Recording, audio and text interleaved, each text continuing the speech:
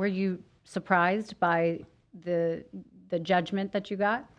I was happily surprised. So I've been in, I've seen enough lawsuits, some involving me and others, as an expert witness, to know that justice is not always served. That is true, yeah. And arbitration they have a lot more leeway. And the fact is, if the arbitrators decided that there was some loophole in the law, the contract wasn't valid, or I had to abide by Lindell's unreasonable understanding, they could have ruled against me. Right, right. And the longer it took, they had until April 20th to give a ruling.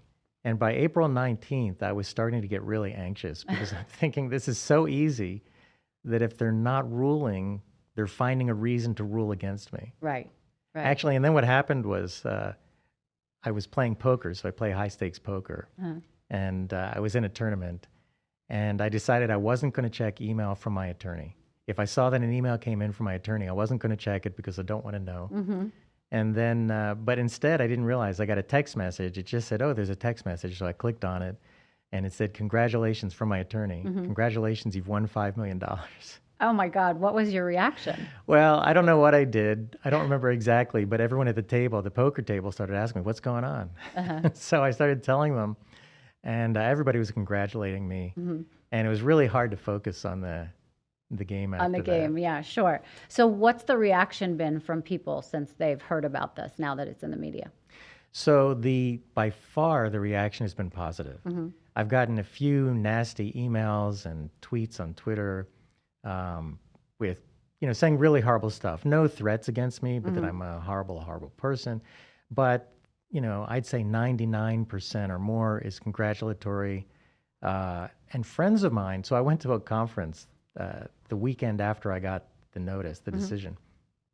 It was a conference for conservative politics. They had some very well-known people there, some who are aides, who know Trump personally.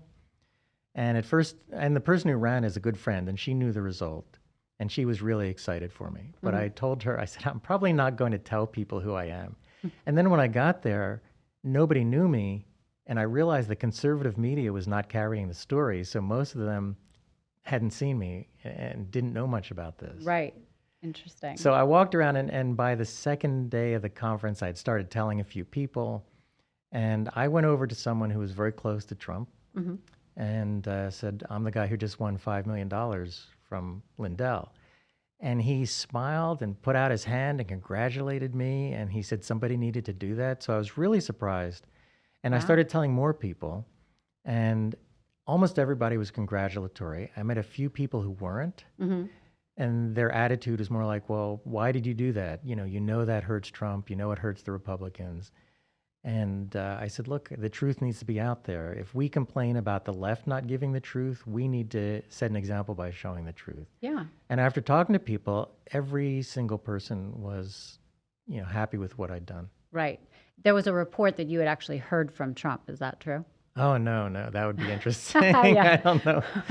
Well, yeah, that can always happen from now on, though. I'll just add, I have one friend. So I have one friend here in Las Vegas. I don't know if I should name him, but he's one of Trump's biggest supporters, and he's a good friend. And he sent me a congratulatory note immediately. But I have another friend who's also very close with Trump, and I haven't heard from him. I hope our friendship is not on the line, because he's a really good guy who does really great things.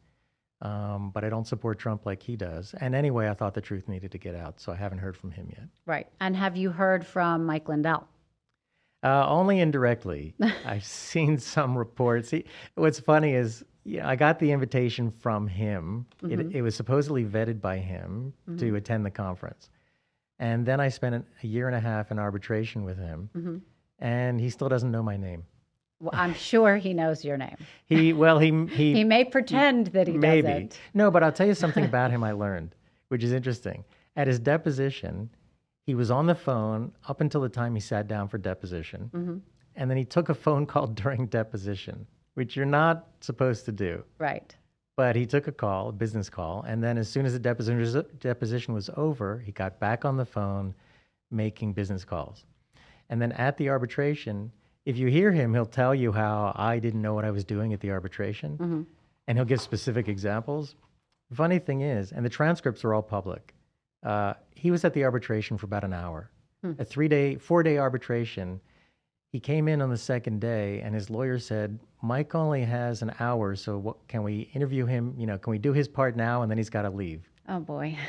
And I've had lawyers, even, I think there was, I think someone on his legal team actually said to me that I've never seen this before. I mean, usually the parties to an important arbitration are there the whole time. They want to know what's going on, but Right. he wasn't. So it sounds like he may have thought that he was going to win this and he wasn't too worried about it, or he just didn't want to be part of it. Yeah, I think he doesn't understand failure. I mean, I shouldn't say he doesn't understand failure. He writes about failure in his book.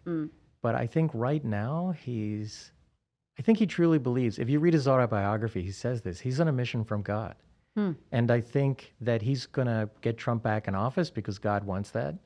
And I think he thinks God's on his side, so he's got to win. But that makes, it's kind of like the story of, if you've heard the story of the guy who's, there's a flood going on, and he's in his house, and the water's coming up, and a car comes by, and they say, hop in the car, we'll get you out of here. And he says, no, I believe in God. God's going to save me. Right. And the flood gets higher, and a fire truck comes by, or a boat comes by, that's right, and says, get in. He says, no, God's going to save me. And then he's on his roof, and the floodwaters are almost covering the entire house, and a helicopter comes by and says, grab the ladder, we're sending down a ladder, we're going to rescue you. And he says, no, God's going to protect me. And then, of course, he dies, and he ends up in heaven, and he says to God, what happened? I believed in you, and I thought you were going to rescue me.